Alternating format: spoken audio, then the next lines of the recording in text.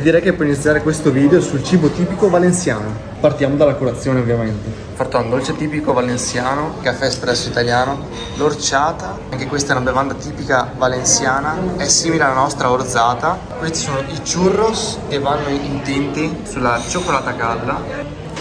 Sono partito nell'assaggiare l'orciata, bevanda molto particolare e ha un gusto non definito. Non saprei. Assaggiamo il churros imbevuto su cioccolata calda, è una botta di zucchero. Bomba, sì. Passiamo al farton, panetto leggerissimo, ma sembra del pane normale con un po' di zucchero a velo sopra, però.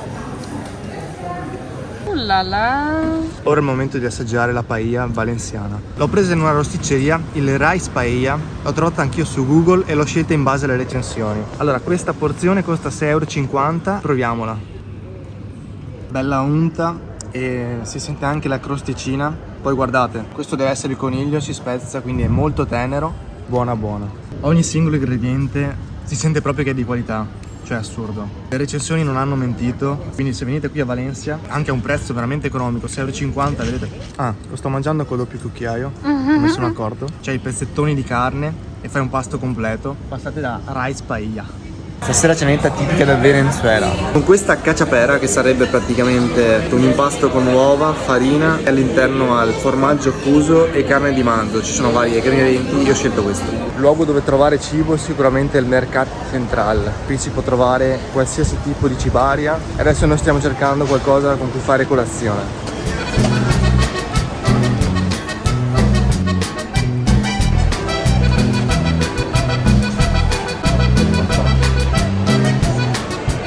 Iniziamo con un caffè espresso, lo chiamano caffè solo qui, qualcosa di atipico, non spagnolo. Adesso proseguiremo con la vera e propria colazione, vediamo se riusciamo a trovare qualcosa di interessante. Comunque caffettini a €1. Abbiamo preso una valanga di cose da mangiare a €15. Qui ci sarà la colazione e il pranzo, ora vi mostro tutto quanto. Come vi ho fatto vedere nell'altra colazione, direi di iniziare dal farton. Testiamo questo qui del mercato, oggi lo proverò al cioccolato. L'impasto mi sembra molto simile a quello di ieri, ma il cioccolato dà quel tocco in più e diventa tutta un'altra cosa. È morbido ma allo stesso tempo croccante, appunto giusto. Questo lo pucciano nell'orciata, la bevanda di ieri, che non mi è piaciuta molto. Costo del farton al mercato €1,50 €. Proviamo quello alla crema. Questo alla crema è buonino, però vi consiglio quello al cioccolato senza ombra di dubbio. Team cioccolato forever. Questo è uno di quei dolcetti che vanno giù lisci, perfetti. Cioè, non è grasso, non è unto e lo si mangia che è una favola. Passiamo a questo altro dolcetto, non so il nome, sembra molto dolce. Strazuccherato. All'interno ha una sorta di confettura, sembra marmellata oppure addirittura gelatina. Troppo zuccherato questo. Questa bella pizzetta è il pane con noci e uvetta. Testiamola. Questo è buono. Prezzo di questa bomba €1,50 €. Mi ricorda un po' i dolci sardi. Vero. Uvetta, noci, impasto anche abbastanza cremoso, croccante. Questo bucciato nel caffè latte è estasiante, consigliatissimo.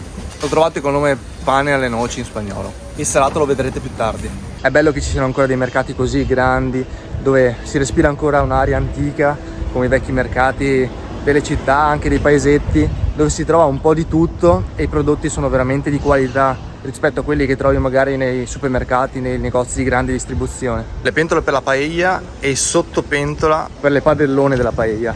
È ora di pranzo, bocadillo con mozzarella, pomodoro e acciuga, €1,50 €. Iniziamo da questo. Il pane non è male, poi €1,50 € un panino così non lo trovi da nessuna parte, penso. Molto economico e buono. Nulla da dire, non è eccezionale ma neanche malvagio.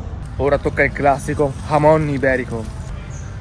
Altro food tipico è l'empanada, in questo caso è ripiena di pollo, croccante, buona. Oltre a pollo ha qualcos'altro, forse delle verdure. L'impasto è fatto anche con semini di sesamo e gli danno quel tocco in più. E dopodiché mi ricorda un pollo casareccio, come fatto in padella, è molto buono.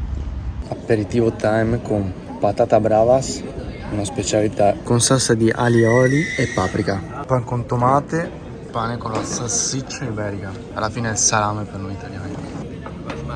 Devo dire che la salsa è bella piccantina e saporita, fa apprezzare molto queste patate bollite. Assaggiamo il pan con tomate, alla fine si tratta di pane con una salsa di pomodoro loro. È un'istituzione spagnola e devo dire che è pane con pomodoro, nulla di più. Salame di ottima qualità. Sangria tanta roba, aromatizzata, fresca. Non male, dai. Vino con tapas inclusi nella tourist card, eccolo qui.